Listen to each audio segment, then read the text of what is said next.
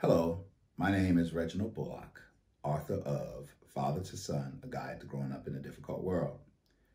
This chapter on education is near and dear to my heart because I was not educated properly in the first 12 years. And a lot of it was my own fault. And I took responsibility later and fixed it. And now I'm highly educated. But I'm still dyslexic, so there are still some challenges that I work through.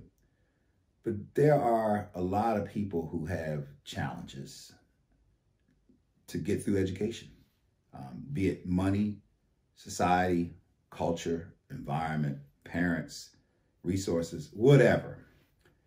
There are a lot of challenges, to some extent, barriers to education. What I try to do is give the reader a mindset that allows them to have the confidence that if they want to be educated, they can be educated. And what is education in the first place? We hear this term, education, education, education. What is it?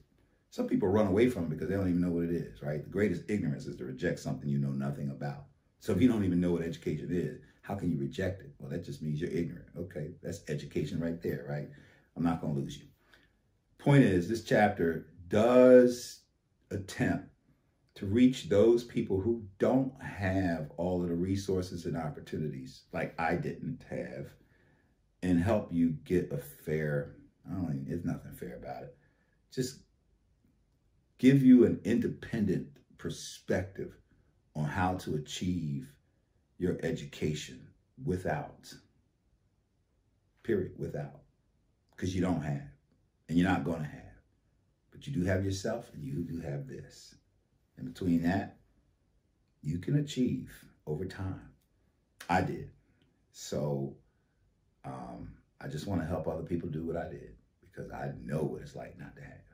I know what it's like. I grew up in the streets, the hood, the projects, the ghetto, single parent mother, food stamps and welfare, you name it. I mean, that was my environment. So I get it. But with education, you can get out of that environment. And I truly, truly try with this chapter to give you something to work with. So hopefully this chapter enlightens you. Chapter 16, Education. It is very difficult to explain education. Even though I have a bachelor's of science degree in education, I've come to realize that Pythagoras was right in saying, the more you learn, the more you realize how little you know. I used to think that education was a form of training until I learned what training was and dismissed my former thoughts. However, I have learned that education has to do with bringing out that which is already in us. As Dr. Naeem Akbar put it, moving in accord with our predetermined nature is the nature of education. When you are taught, in 1492, Christopher Columbus sailed the ocean blue and discovered America, you are not being educated. You are being trained. You are being miseducated. When a hawk flies out and catches his prey to feed himself and his young, he is educated. When that same hawk flies off a man's arm and kills prey for that man, only to receive a reward, he is trained. He is miseducated. He is a servant. He is a slave. When you manifest what you already are, what is already inside of you, you are being educated. It is when you are trying to be something or develop something that someone else wants you to be that you are actually being trained. Your education lies within your identity. If you have an identity and you know who you are, then you can be educated. If you do not have an identity and you do not know yourself, then you will probably be trained, not educated. Before there were universities, colleges, great hallowed learning institutions, computers, television, radio, and books, there was education. Before there was civilization, there was uncivilization, and during the time of uncivilization, there was education. As human beings, we are all blessed creatures because we are not restricted by instinct.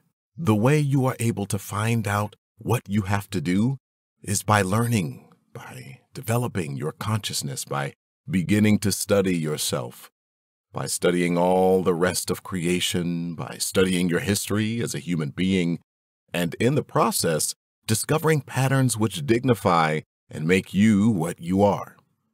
This is what education is supposed to do. It is supposed to provide you with the knowledge about yourself so that you can be what you are supposed to be. Your education comes from many things. You are educated by fish, insects, animals, reptiles, and birds. How else do you think man conceived building a boat, a car, an airplane, a submarine, a helicopter, etc.?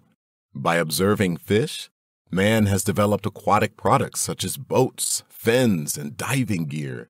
By studying creatures which move across the earth faster than man, like the horse, man has developed the car. By the fascination of birds, man learned the various theories of lift and drag and brought forth the aerospace industry. These inventions and developments were not conceived just from thought. Through educational stimulation and observation of God's creation, man has been able to develop what has always been around us.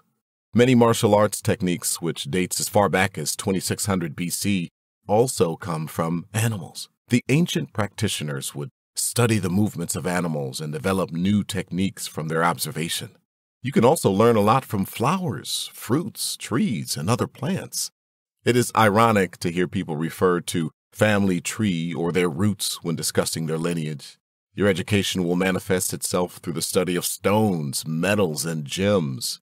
Equally, will you be educated from the study of the earth, water, air, and fire. Whether you are reflecting on the celestial or the terrestrial, through education, you can see things and say, why not? As you progress through your education by way of school, you will encounter many subjects. English, history, language, reading, writing, etc. are just some of the subjects you will be challenged with. All of these subjects can be conquered with relative ease or difficulty. It is all in your state of mind. If you think you can, you will. If you think you dare not, you will not. All that is being taught was manifested in someone. That means that there is nothing being taught that you do not already possess. You just have to develop it. Once you begin to develop it, school, no matter what the level, becomes easier. It becomes a game that you are able to win. You just have to learn the rules and understand them. Of the many arts and sciences you will be challenged with, there are 7 in particular which I feel are very important for you to learn. These 7 will help to unlock the key to any other subject you may encounter. Grammar, rhetoric, logic, arithmetic, geometry, music, and astronomy will all prove useful to you as you progress through life. Grammar teaches us to express our thought in appropriate words, which are beautified and adorned by rhetoric. Logic is the means by which we think and reason in proportion and make language subordinate to thought. Arithmetic is the science of computing numbers. Geometry treats of the powers, proportion, and magnitude in general, where length, breadth, and thickness are considered from a point to a line, from a line to a superficies, from a superficies to a solid. A point is the beginning of all geometrical matter. A line is the continuation of the same. A superficies is the length and breadth without the given thickness.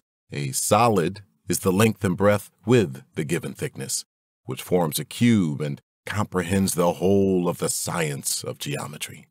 Music teaches the art of forming concord so as to compose delightful harmony by a mathematical and proportional arrangement of acute, grave, and mixed sounds.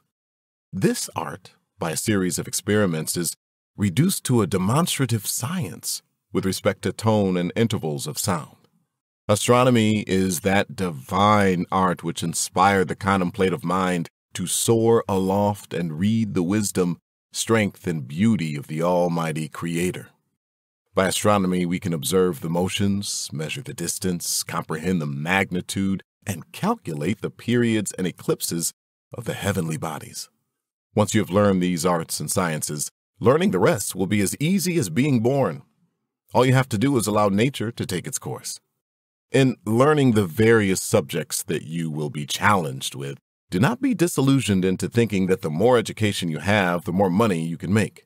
Do not feel that because you are a college graduate, you are now entitled to something more than the non-graduate. And please do not entertain the myth that because you have an academic education, you are better than someone. That would be a monumental mistake on your part. There are people who have never even set foot in college, yet they are in many respects just as educated as you are. While growing up, it was not uncommon to hear someone tell me that they never made it past the 6th grade. When I was an instructor at a place called Educational Services, an educational institution where people go to get prepared to take their GED test, I had many students who were older than me. I think my oldest student was 76 years old. She was an ordained minister and wrote some of the best papers in the class. When I taught English and history, she had all the answers. When I taught chemistry, she told me she was too old to be thinking about being a scientist, so she got a B. While teaching there, I think I learned more from them than they did from me. I taught them book history to pass the test, and they taught me life's history to survive in this world. They remembered the 30s, 40s, 50s, 60s, and 70s as if it were yesterday. There were times when I needed to expound on a subject in history, and I would just turn the class over to them for a while. Not only did I learn from those people who did not even have a high school education, but they also made teaching a real pleasure. So if ever you think that you are smarter than someone because you read a book, be careful. They may have known the author. Reading. Reading can either be a chore or a pleasure. It all depends on how you approach it and how you prepared and equipped yourself before reading. Too many of us do not read enough. As a matter of fact, there's a joke about blacks which is sad but often true. If you want to keep a secret from a black man, put it in a book. That is a sad statement. However, in order for such a statement to be perpetuated, the facts must first exist. Do not let these facts apply to you. Personally, when I first heard that statement, I immediately did a self-evaluation to determine if it applied to me. After realizing that I was guilty of not reading enough, I began a journey to correct my flaw. I also shared that comment with many of my friends, both black and white, so that they too could do a self-evaluation as I had done. The results translated into self-development. The more you read, the more you learn. The more you learn, the wiser you become. The wiser you become, the stronger you are. This evolutional education process will give you powers which will enable you to do things you never thought were possible. When you read a book, it is like taking a journey to another land. You get to experience things you never would have experienced if you had stayed home. You get to enjoy learning from others who have also read books.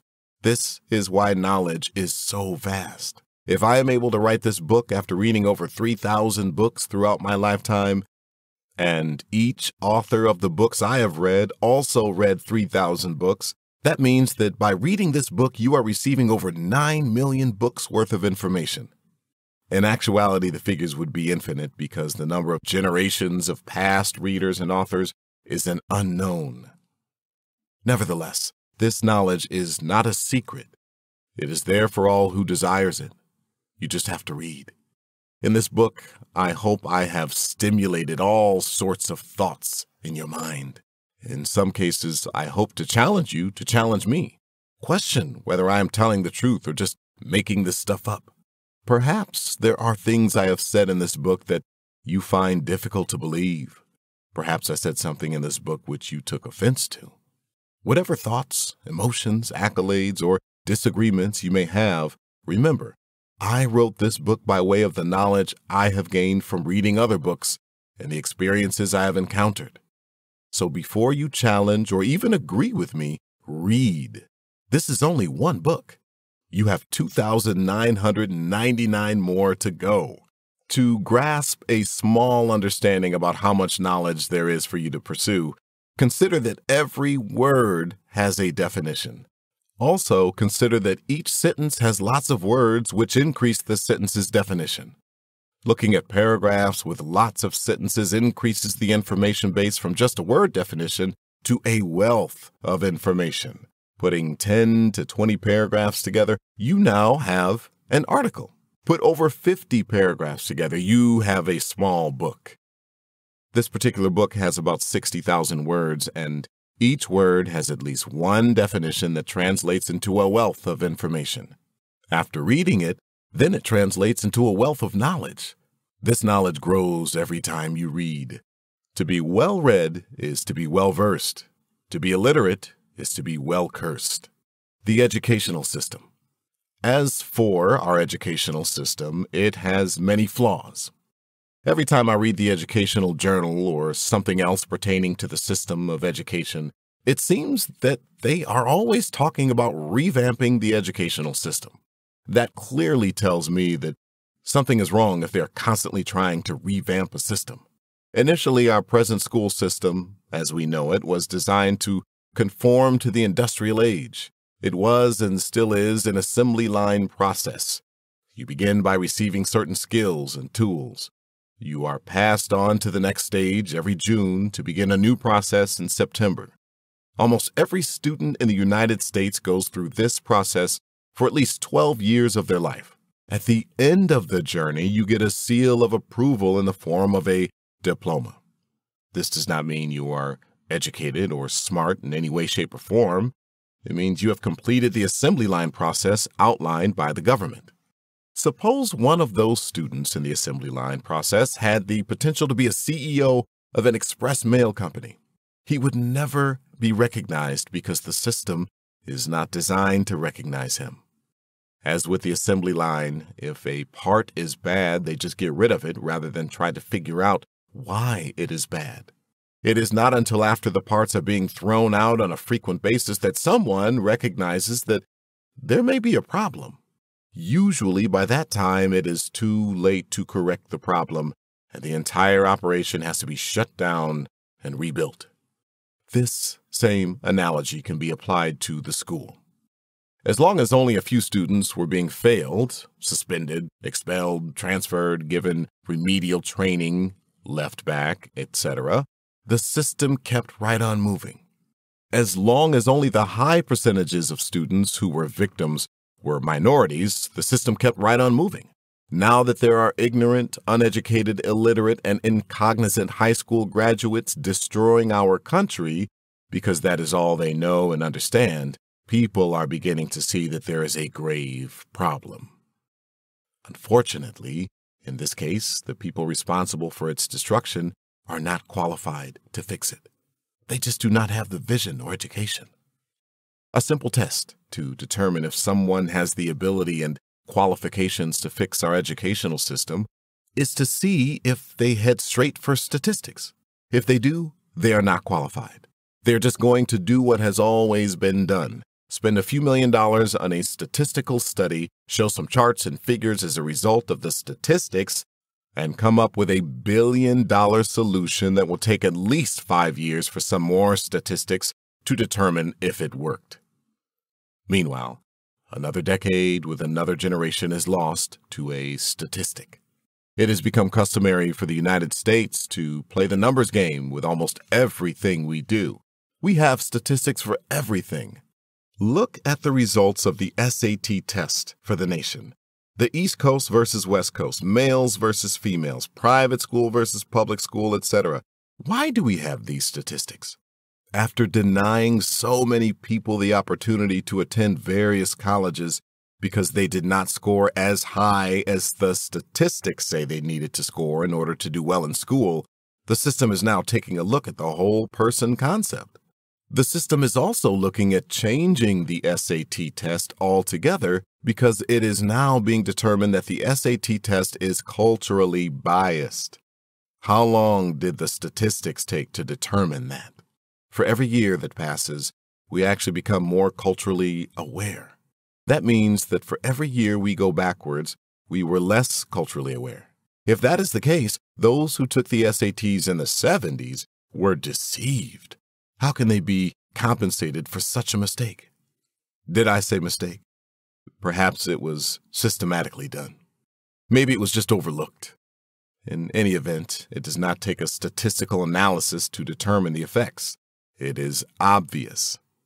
It is also obvious what needs to be done to the educational system. We need to teach the truth and teach students how to think for themselves. We need to start producing thinkers and philosophers, not just graduates. If you help students to develop their abilities to use what they already have inside of themselves, the system will never get out of hand. The students will begin to put their teachers in check for their errors and malpractice. The students will begin demanding that the outdated books and lesson plans be discarded and replaced with updated and correct material. The students will be calling for the resignation of those who they feel are not competent and capable of teaching because they will have been taught how to weed out incompetence. However, when you teach that children should be seen and not heard, you have just placed gasoline on the fire rather than water. Teach yourself. Although your institutions are supposed to teach us what we need to know about many things, never rely solely on someone or something else to teach you what you need to know. You have to also teach yourself. My brother once corrected a biology teacher in high school because the biology teacher stated several incorrect facts. The biology teacher took offense and said to my brother if he thinks he can do a better job, why does he not teach the class?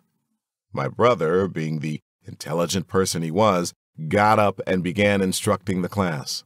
The teacher made him sit down after realizing that he was very capable of teaching the class. What the teacher did not realize, however, was that my brother read the entire biology textbook from cover to cover when he first received it. I think it took him about a month. As the teacher taught the various sections and assigned various chapters, it was all just review for my brother. He was keeping up with the teacher rather than just keeping up with the class because he felt the class was too slow for him. He did this with all his classes and, of course, got all A's, with the exception of biology class. However, after my mother got involved and the principal finished his investigation, he received his A in biology. I learned a lot from my younger brother about education. I remembered he used to read the encyclopedias at home. He began with the A book and read straight through to Z. Back then, we used to think he was weird. I look back on those days and now I see he was a genius. The one thing I learned from reflecting on the way my brother strategized his game plan on education is he was always in control. He never wanted anyone to have control over his education. Even if he did not get along with the teacher, he did not give the teacher the satisfaction of having control over his grades. He excelled better than everyone in the class in such an obvious manner. If the teacher even thought about hurting his grades, he had a defense. It is imperative that you take full control of your education. The teachers, instructors, and professors are all there to serve you. You are not there to serve them. If you put your academic education in the hands of your teachers, you will only go as far as your teacher will allow you to go. If you take full control of your education, then you can go as far as you want to go. As an Air Force recruiter, I interviewed more dropouts and unqualified people than I interviewed qualified people. That was because the students did not take control of their education. They allowed the system, which is based on the assembly line and statistics, to give them what the statistics said they should have. Nothing. They had nothing. The simple question I used to ask was, if a man walked 1 mile in 1 hour, how fast did he walk? More people got that answer wrong than right, and they were either high school seniors or graduates. Do not rely on the system. Rely on yourself. Pay now, play later. For those who do know how to use the system, beat the system, cheat the system, bypass the system, or fool the system, they get to go to the next level. It would be wise to have the educational tools you are supposed to have when meeting challenges that require you to know your stuff. If not, you will have to go back and get it like I had to. It is embarrassing and also a waste of time to have to go through remedial math and English in college. However, I had to do it. I was on a 7th grade reading level, and I could not do algebra when I went to my first college. It was not that I was dumb or stupid or anything like that. I just had not taken control of my education. Needless to say, I have since corrected that mistake. And I must admit, it was a high price to pay. If it were not for the spell check of the computer, you would see how high a price I am still paying. Since then, I have come up with a theory which I have shared in many of my speeches and lectures. I call it the pay now, play later theory. If you play now at the younger stages and do not take control of your education, you will be paying for the rest of your life.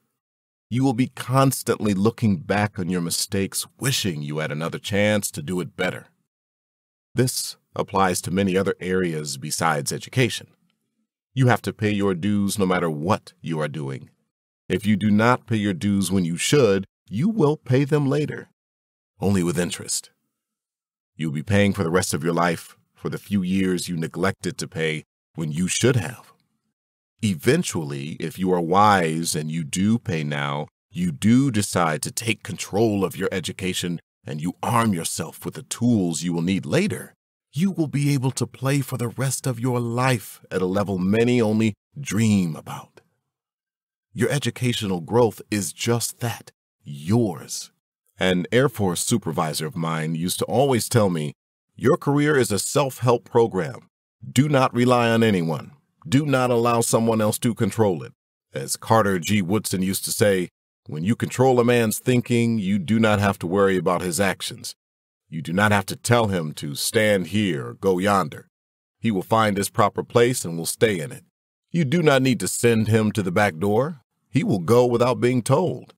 In fact, if there is no back door, he will cut one for his special benefit. His education makes it necessary." Final words. This information about education I have shared with you is all around you, and it is in you. All you have to do is manifest it. Bring out the greatest which is in you, and you shall see your true identity. When you begin to see and understand that which lies within you, not only will you be educated, you will then become the educator.